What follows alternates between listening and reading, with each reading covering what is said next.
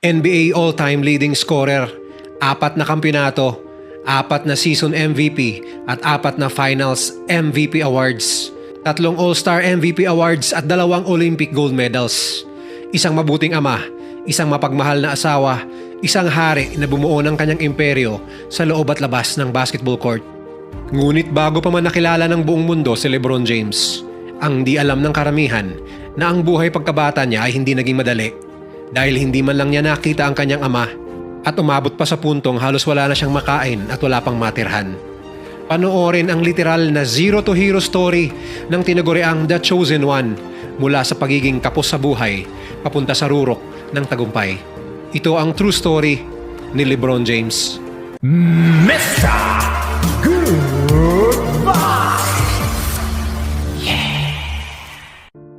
Ipinanganak noong December 30, 1984, si LeBron